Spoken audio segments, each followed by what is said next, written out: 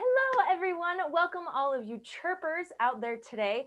We are starting a new series called How To. So this series is all about how to begin backyard birding. So today we're going to go through the 4 simple steps to making a bird-friendly backyard. But first, we have some birdhouse rules. So as we go through, Randy, who's the owner of Chirp, will be asking questions. So be sure to post your answers in the chat as the information comes at you. Also, don't forget, we have a quiz at the very end of our presentation. So we're going to give you the link at the very end. And by taking this quiz, you will be entered in to win a fancy grand prize. And all of those who participate will be mailed a participation prize as well. So now here is our man with a bird plan, Randy, to help you make your backyard birds happy. Thank you, Tori. So it's my pleasure to be here, and I'm looking forward to talking through with you the 4 simple steps needed to get your backyard bird friendly. Today, Joy is going to be helping keep us on track, so don't be alarmed if she suddenly appears. And so that you know where we're headed today, here's a quick overview of the 4 steps. Again, we're going to go into them in great detail here in just a minute. But first of all, step number 1, plant native plants. Step number 2, provide bird shelter. Step number 3, have clean water. And step number 4, hang bird feeders. So in detail, first of all, step number 1, plant native plants. Now, why do we care about native plants? Native plants are important because they provide shelter for birds to rest and rejuvenate, to nest and raise their young, and they provide important cover and protection. So how do you do native plants? Well, one way is that you can reference online databases like the Audubon Society native plant list. And you can also use a pamphlet like this, which is the Cornell Lab of Ornithology's Gardening for Birds pamphlet. And you can also check with your nature centers or a place like Chirp that would have native local plant lists as well. So I'm curious if you know what a plant is that's native to your local area. And if you do, post that plant in the chat just to get us started, and tell us where you're from as well. That would be great to know.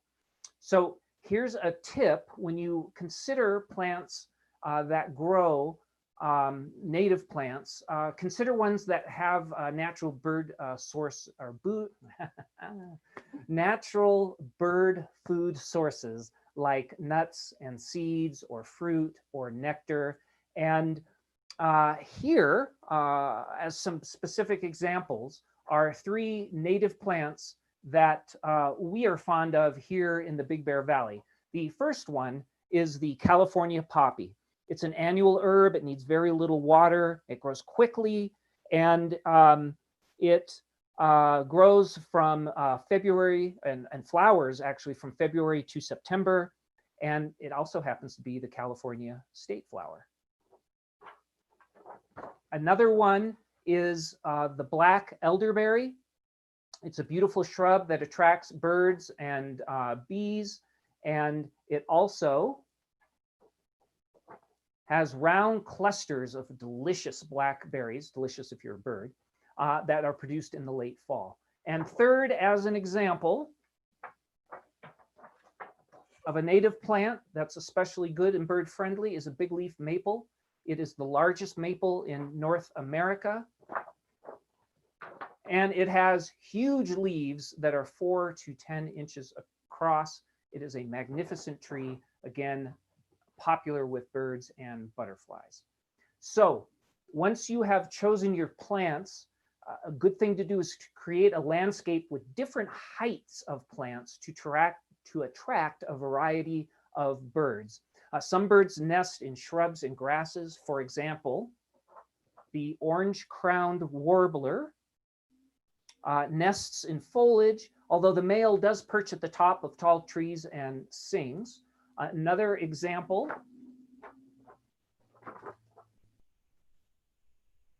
get that straight, is the red-breasted sapsucker. They nest in dead trees, and the mom usually lays 4 to 7 eggs, which hatch in about 2 weeks. So those are just 2 examples of birds and a few examples of native plants. Of course, you're going to have ones that are particular to your area. Remember, please don't use pesticides when you are planting and gardening. We want bugs for the birds to feed on. Over time, attracting a good bird population will help keep your insects levels low. Remember, birds are nature's best exterminators.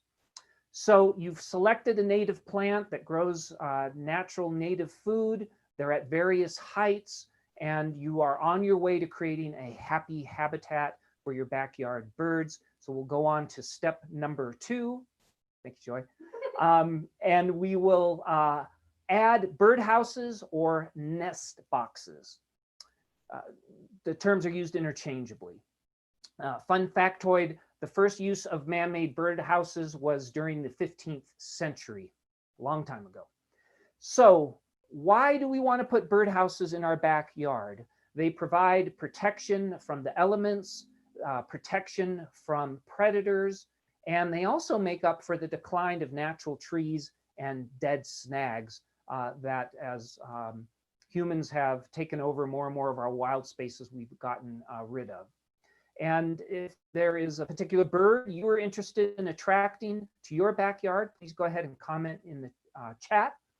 And you want to make sure you choose the best birdhouse for your birds. So here are some ideas on how you do that.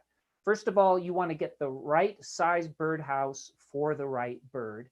Different birds require different dimensions. And when we talk about dimensions, we mean 2 things. One is the actual dimensions of the birdhouse. You don't want it to be too big or too small based on the bird that you are trying to attract.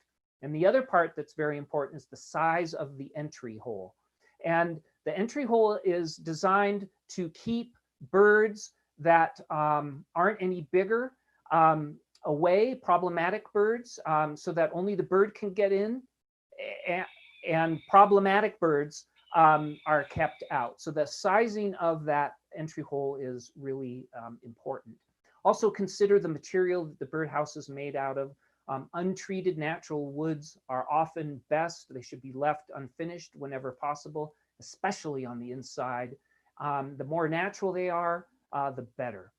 Some environments, like our alpine environment up here in Big Bear Lake, are especially harsh on those kind of wooden materials. So we like to use recycled plastic because they don't split, crack, fade, or peel. At Chirp, we have a variety of birdhouses. I'm going to show you a few examples. The first one, as an example, is a ceramic birdhouse. It's especially environmentally friendly because it's basically made out of dirt, and it has a 1.5-inch entry hole, which is perfect for most songbirds and cavity nesters. And if you stay tuned till the end, we're going to show you how you can win one of these as a grand prize. Next, as an example, we have a window nest view birdhouse.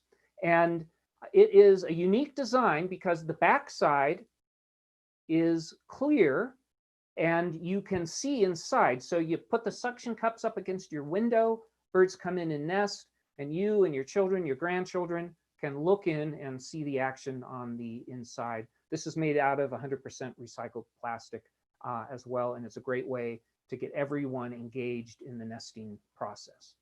And then our third example, just rather large, is a northern flicker birdhouse. This is a big one, and flickers are pretty cool birds. They incubate eggs for 11 days.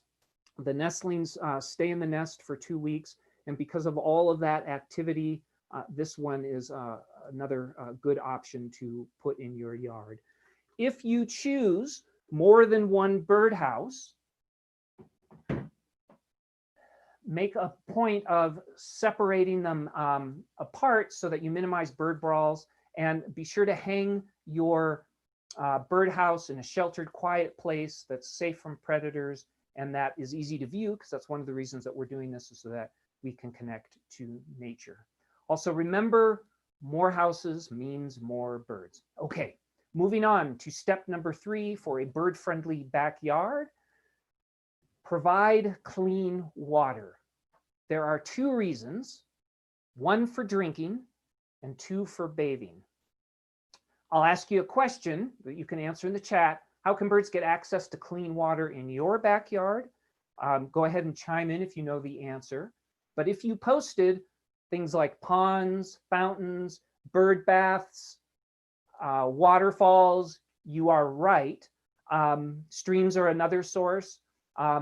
It's best if the water sources are near the ground and that they have 2 inches or less of water, and that though there are rocks or pebbles in the water to provide some sort of reference for the depth of water. That's important for the birds. So here is an example of a bird bath that is perfect. This one is made out of fiber clay. It's durable, it's strong, it sits close to the ground, and it's shallow, and it has a nice natural stone look, but it's also smooth on the inside, and it's easy to clean. Yes. Remember, it's important to keep your bird baths clean. We recommend that you change the water every day if possible. Put fresh water inside. To keep the water cleaner, if you're not able to get to it every day, you can use something like this, which is a bird bath protector, and it prevents stains and mineral deposits. It's also made from natural enzymes, so it's pet and animal safe. You can also add different water features like this, which is a water wiggler. It creates ripples and movement and noise, which attract birds, keeps the water fresh, and also prevents mosquitoes, whatever you prefer. Another thing, if you live in a cold climate like we do here in Big Bear Lake, is a de-icer. And birds do need water year round. That is very important. People tend to stop doing watering for birds in the winter. That's when they need water sometimes most, because a lot of native or natural water sources will freeze over. So the water you provide that is not frozen is especially helpful. And this helps prevent the freezing and keeps the water somewhat warm. All right, we have done 3 of the 4 steps: native plants, birdhouses, clean water. Now, step number 4 for a bird-friendly backyard is the most fun, in my opinion. Add bird feeders. Now, why do you want bird feeders in your yard? Bird feeders are the most reliable way to attract birds.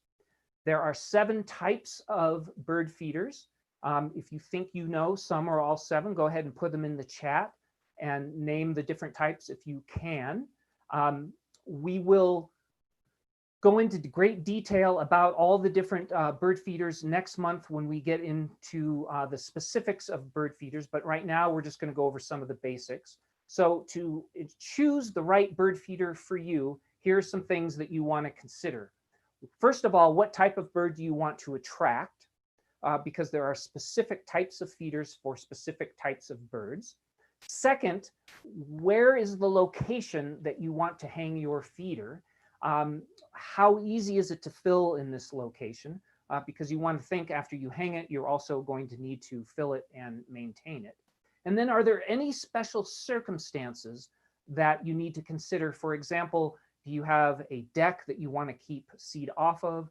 Do you have pesky squirrels that you want to keep out of your feeders? Or do you, like I have, a bear issue where bears are attracted to your seed and your suet?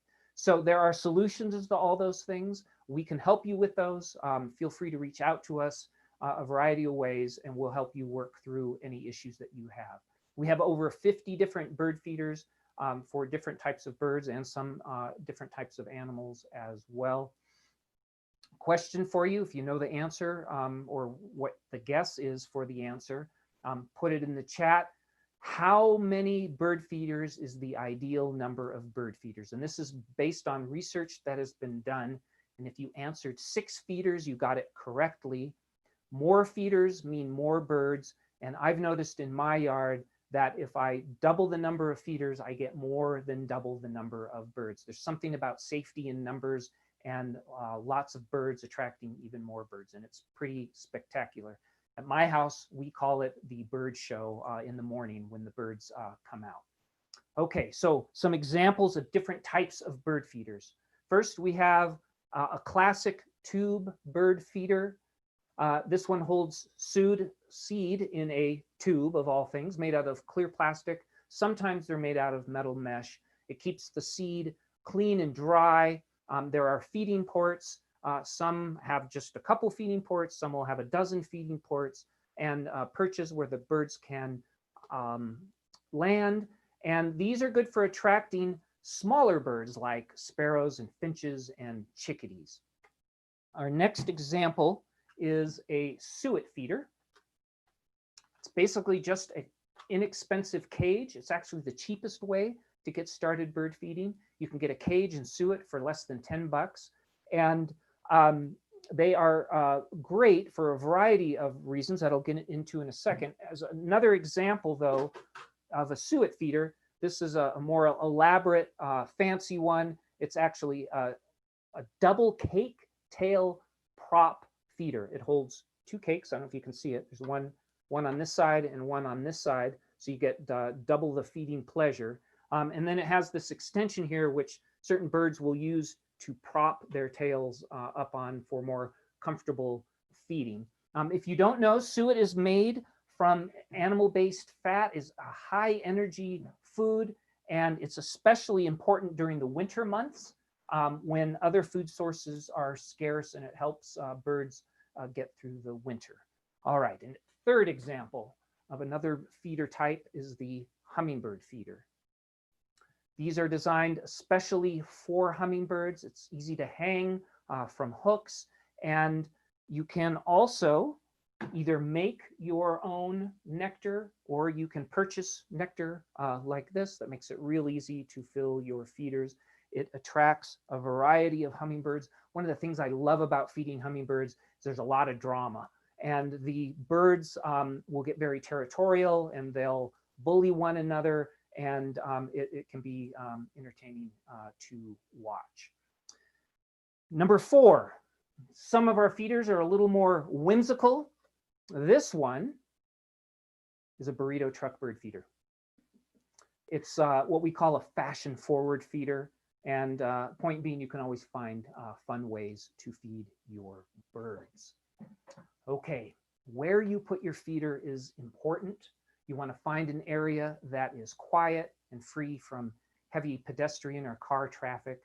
You want to put it in a place that you can see from your window or your yard, and that's easy and accessible for cleaning.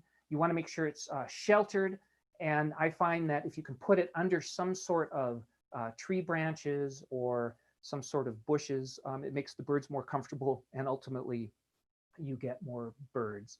It also, having some sort of cover over it, protects the birds from predators, which is helpful. You want it visible so that birds will notice it and will visit it. But keep in mind, when you get a new bird feeder, you want to be patient, and you need to give the birds a chance to find it. So once you have your feeder up, it's important to maintain it and clean it. The National Audubon Society recommends cleaning your feeder at least once a month. You can use a feeding brush like this to clean and get out the gunk. And we'll talk more about cleaning techniques in a future how-to video. Another thing that's important to do is to prevent what we call empty feeder syndrome. That's when feeders get left empty for an extended period of time. What happens is birds then stop depending on it as a reliable food source, and they'll move on to other places, maybe your neighbor's feeders or somewhere else. And these once loyal backyard birds are slower to revisit. The other thing that I find, especially with me, is that it induces guilt. I feel very guilty when my feeders run out. So we don't need any more guilt. So let's avoid that. So keep your feeders full and keep you and your birds happy. All right. So congratulations. You now know the 4 steps to creating a bird-friendly backyard. I hope you got them all. Just to quickly recap: 1, plant native plants. 2, provide shelter by hanging birdhouses. 3, have clean water. And 4, feed the birds with your bird feeders. All right, with that, I'm done. Tori, fly us home.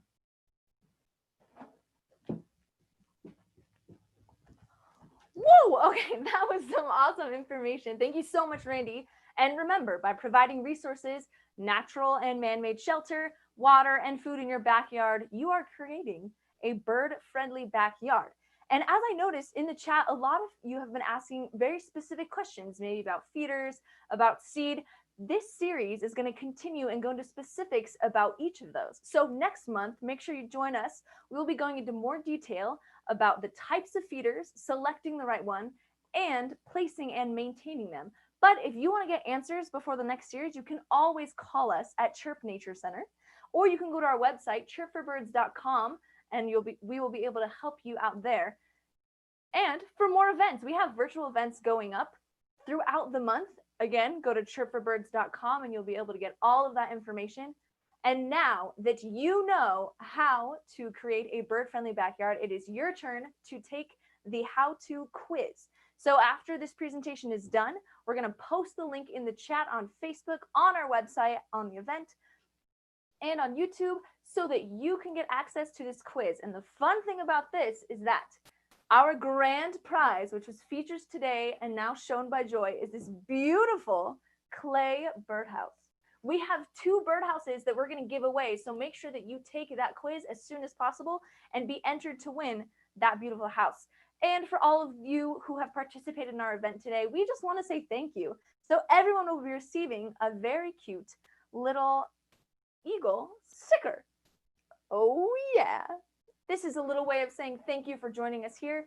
And you can receive this sticker and a chance to win that birdhouse by going to chirpforbirds.com/quiz and taking that 2-minute quiz.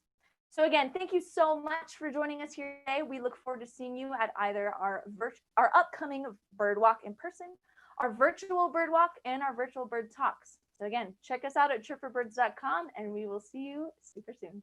Bye!